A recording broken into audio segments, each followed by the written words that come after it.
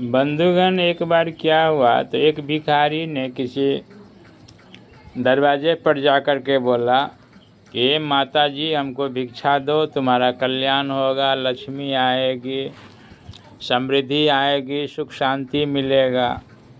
तो बहुत ज़ोर ज़ोर से भिखारी बार बार चिल्लाने लगा। तो वह घर की मलकाइन आकर के बोली कि अरे भैया भिखारी, आप जो दूसरों को आशीर्वाद देते हो कि तुम्हारे घर में लक्ष्मी आएगी, सुख शांति आएगी और दिन दुगुना रात चौगुना होगा, भगवान आप पर सहाय होगी, तो ये आशीर्वाद जो हर घर में जाकर दरवाजे पर आप देते हो, तो ये आशीर्वाद खुद आप क्यों नहीं ले लेते हो भगवान से, जो ये पैर दुखाता है और घर घर भिक्षा मांग करके खाते हो।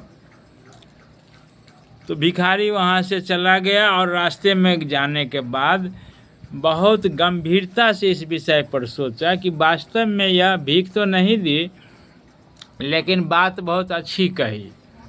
फिर भिखारी जब सोचते सोचते आगे जा रहे थे तो देखा एक बहुत बड़ा कोई भगवान का मंदिर था। वहाँ दो चार पुजारी लोग सबको भक्त लोगों को आशीर्वाद दे रहा था कि जाओ तुम्हारा कल्याण होगा, सुख शांति मिलेगी। यही आशीर्वाद जो भिखारी दरवाजे दरवाजे अंगने अंगने जाके दे रहा था, तो यही आशीर्वाद मंदिर के पुजारी लोग दे रहे थे।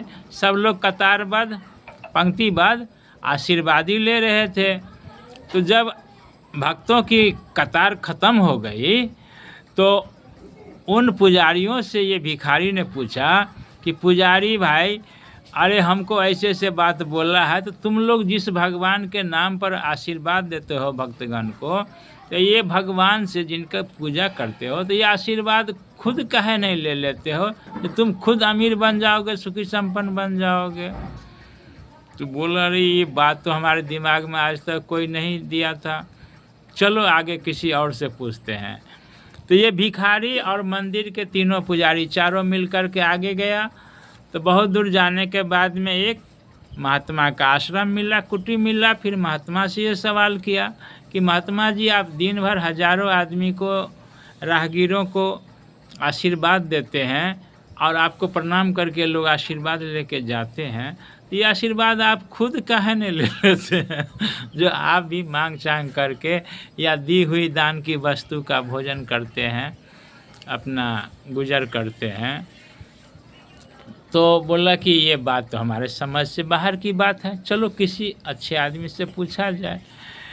ये पांचों आदमी चल पड़े। जाते जाते जाते बहुत दूर जाने के बाद क्या हुआ, तो ये लोग थक गए। तो एक चाय पान नाश्ता का दुकान था, वहाँ पर बैठने की कुछ ऐसी जगह थी ग्राहकों के लिए। वहाँ पर ये पांचों आदमी थक गए।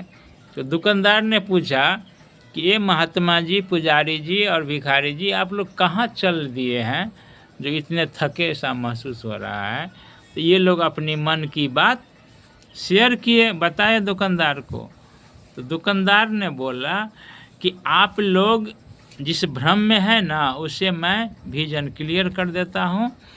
आप लोग कर्म कीजिए, और कर्म कीजिएगा तो कर्म का बेटा है भाग्य, और भाग्य का बहन है लक्ष्मी।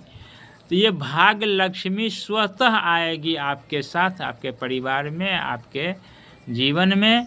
इसीलिए बंधुओं, इस वीडियो के माध्यम से मेरा संदेशा है कि सबसे बड़ा संसार में कर्म है, और कर्म सदाचारी कर्म होना चाहिए, मेहनत से, ईमानदारी से होना चाहिए। इसके बाद ही कुछ और हैं। संध्याकालीन सभी सनातनी भाइयों को मेरा प्रणाम।